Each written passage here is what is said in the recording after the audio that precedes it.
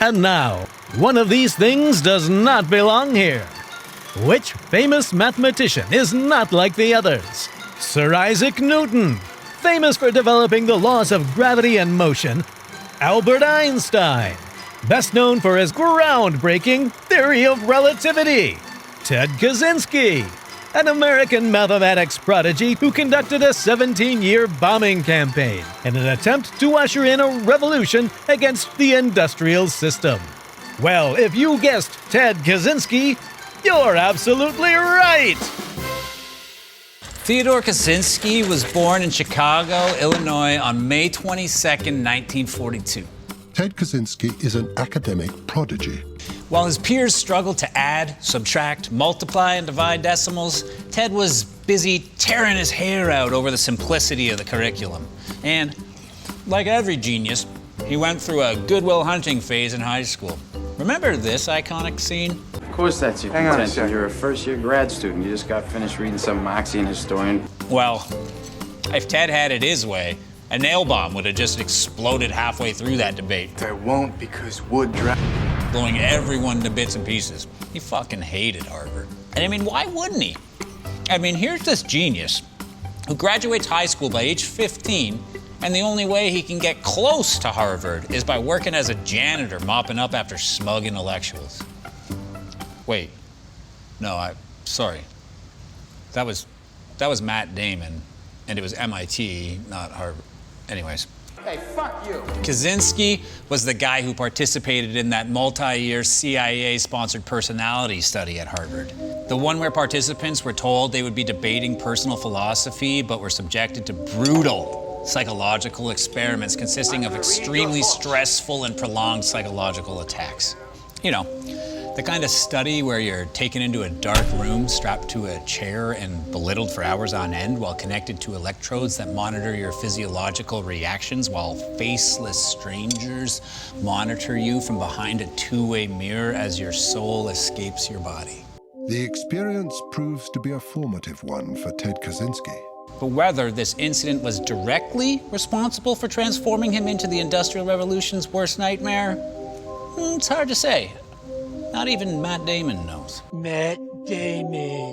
All we know for certain is that in 1971, he moved into a remote cabin in the woods just outside Lincoln, Montana, and vowed to get revenge on society.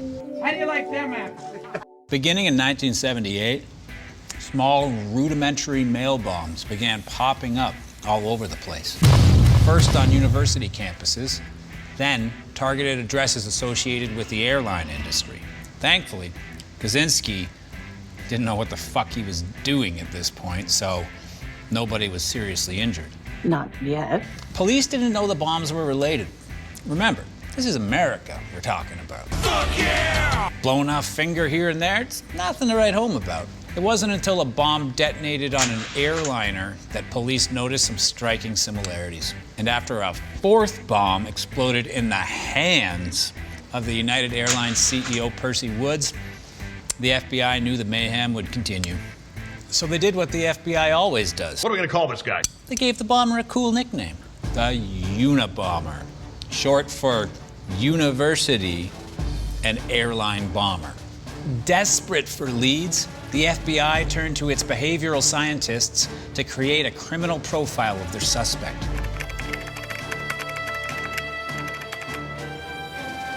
Aside from being completely wrong, that's the most vague profile I have ever seen.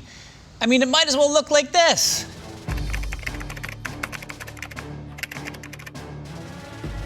No wonder it took them nearly 20 years to catch him. Between 1981 and 1985, bombs 5, 6, 7, and 8 take aim at universities. With the bombs becoming more sophisticated and frequent, the FBI knew it was only a matter of time until someone would be killed.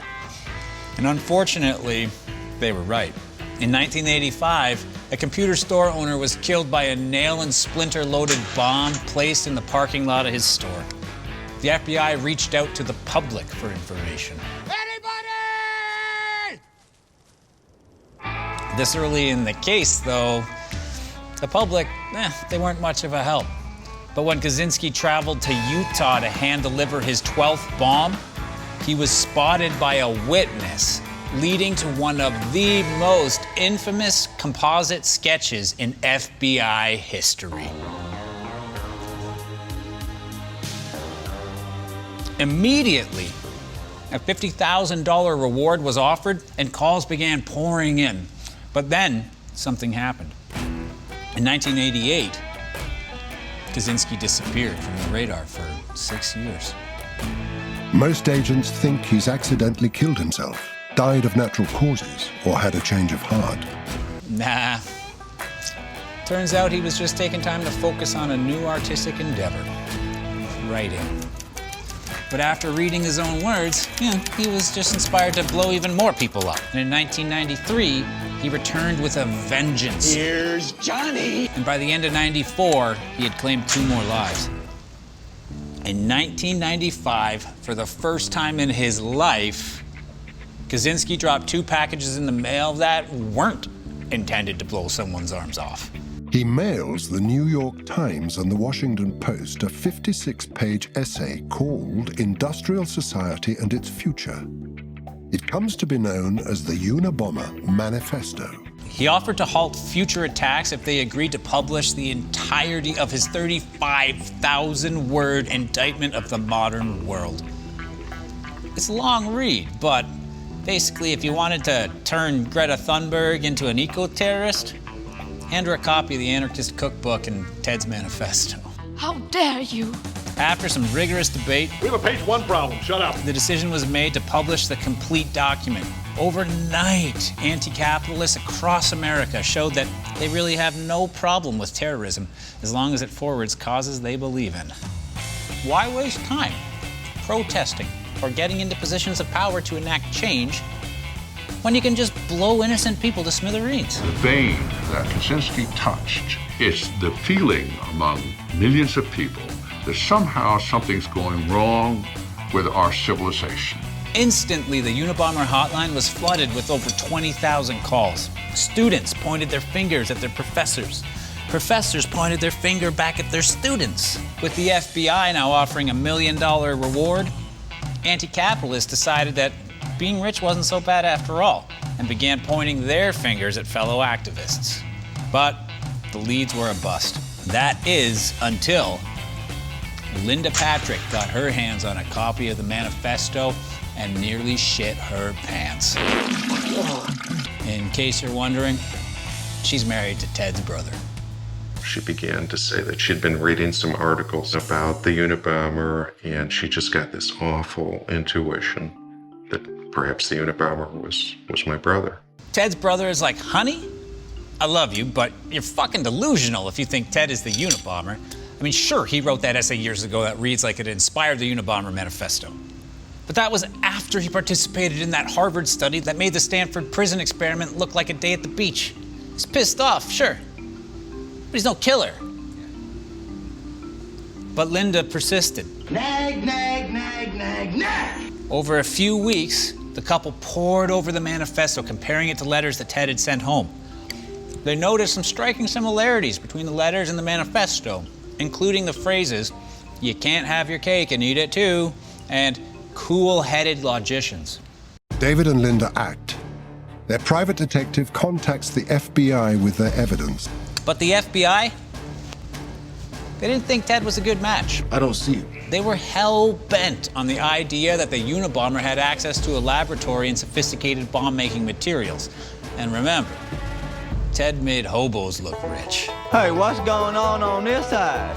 Does this look like a guy who has access to a sterile environment? He lived off less than $1,000 a year and jerked off with fucking bacon grease.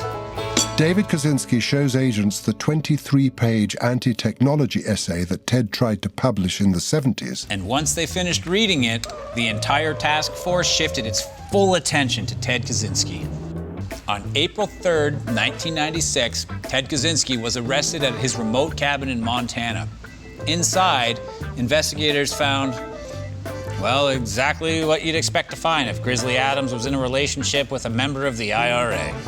Flannel shirts, Fishing rods, rifles, survival gear, hit lists, bomb-making components, handwritten notes about the Unabomber crimes, the original typed manuscript of the Unabomber Manifesto, and a live nail bomb with no return address. The trial was a fucking shit show. Desperate to spare him from the death penalty, Ted's defense team pressured him to plead insanity. But Ted was dedicated to his cause. He saw the trial as his last chance to make his beliefs public. If society saw him as nothing more than a deranged lunatic, then no one would be inspired by his life's work. 16 nail bombs was a good start, sure, but change doesn't happen overnight. After a series of tests and interviews, a government-appointed psychologist diagnosed Ted as a paranoid schizophrenic in remission. In other words, he was found technically mentally ill, but competent to stand trial. Radical till the end, Kaczynski saw another way to protect his image as a totally normal, upstanding citizen. He accepts the prosecution's offer of life in prison. There will be no trial. Radical. Ted Kaczynski was sentenced to life without parole in the most hardcore prison in America, ADX Florence in Colorado. He lived out his remaining years on Bombers Row alongside other paranoid schizophrenics in remission, like Timothy McVeigh, Terry Nichols, Ramsey Youssef, and Eric Rudolph. At 79 and in the late stages of cancer, he died from suicide on June 10th, 2023. So, what do you think? Does bacon grease make a good lubricant? Should the Swedish authorities pay more attention to Greta Thunberg's trips to the library? Let us know in the comments below. And, of course, don't forget to murder that subscribe button and click that notification bell, because I've got new killer content dropping all the time. And if you just can't get enough, you can head over and follow us on Instagram and TikTok for even more killer content.